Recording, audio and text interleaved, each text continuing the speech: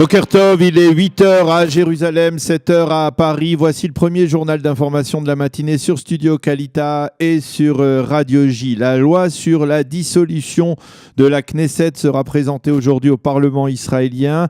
Elle devrait être votée à une forte majorité en première lecture. C'est la ministre de la Justice, Ayelet Shaked, qui prépare cette loi. Et ce matin, cette loi sera soumise au vote des membres de la commission interministérielle des lois qui voteront par téléphone. C'est donc demain, mercredi, que la loi sera votée en seconde et troisième lecture et que le rideau tombera donc sur cette 20e Knesset près de 4 ans après sa formation. La décision de dissoudre le Parlement israélien a été prise hier en milieu de journée par les chefs de file des partis formant la coalition gouvernementale. Elle a été annoncée par le Premier ministre Binyamin Netanyahou, qui a expliqué que face à l'opposition des orthodoxes à la loi sur l'enrôlement des élèves des yeshivot, mais également à l'opposition de Yair Lapid et d'Avigdor Lieberman, qui avaient pourtant promis de soutenir cette loi, il était impossible de faire voter la loi sur l'enrôlement des élèves des yeshivot avant la date limite imposée par la Cour suprême, celle du 15 janvier prochain.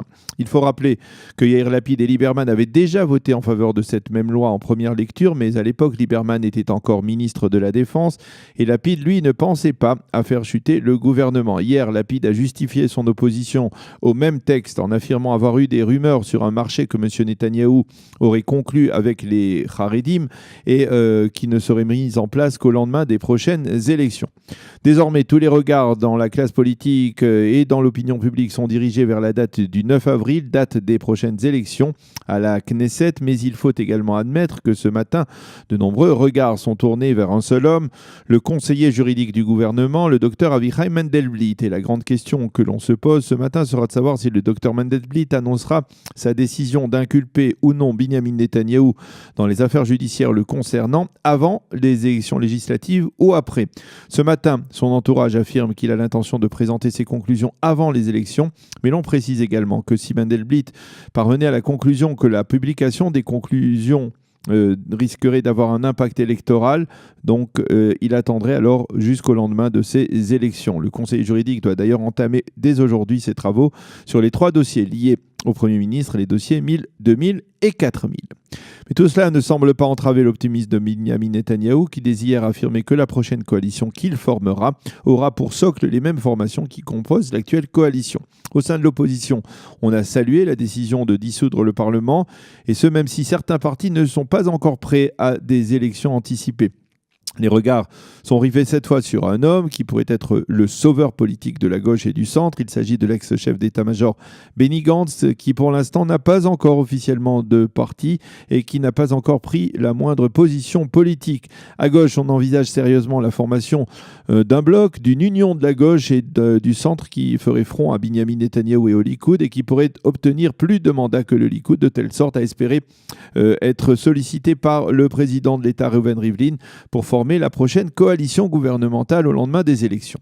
La grande question dans le cas précis sera de savoir si ce bloc de l'Union de la gauche par qui ce bloc de l'Union de la gauche sera conduit. Pour le leader du cantionniste Avi Gabay, pas de doute possible, ce sera lui. Je suis la seule alternative à Binyamin Netanyahou, s'est-il empressé de déclarer hier. Mais comme l'a dit hier également un commentateur israélien, finalement au cours des prochains mois, M. Netanyahou devra cravacher dur, et ce dans le seul et unique but de reconstituer l'actuelle coalition gouvernementale. À noter également pour l'anecdote que la présentatrice principale du journal télévisé de la première chaîne, Geoula Even, a annoncé à la fin du journal d'hier soir sa démission. Et pour cause, Even est mariée à Gidon Sa'ar, l'un des anciens chefs du Likoud, qui est présenté comme un potentiel dauphin au Premier ministre Netanyahou si celui-ci devait être contraint de quitter la scène politique. Gidon Sa'ar se présentera dans la prochaine liste électorale du Likoud. Un autre titre en marge de cette actualité parlementaire, le jeune Qassem Abbasi, un Palestinien du village de Silwan qui a été tué jeudi dernier au poste de passage de Focus près de Bethel en Samarie, a été tué apparemment d'une balle tirée dans le dos par les soldats qui se trouvaient à ce point de passage. Les Palestiniens qui étaient à bord du véhicule ont démenti les affirmations des soldats qui avaient prétendu que le véhicule avait forcé le barrage. Tzahal poursuit son enquête. Voilà donc pour ce premier journal d'information de ce mardi 25 décembre. La météo, le temps sera partiellement nuageux avec des pluie sur l'ensemble du territoire israélien à partir de la nuit prochaine. Il fera aujourd'hui 15 degrés à Jérusalem, 20 à Tel Aviv et 23 degrés à Eilat. C'est la fin de ce journal. Nous allons marquer une pause musicale et on poursuit cette heure d'actualité sur Studio Kalita dans quelques instants.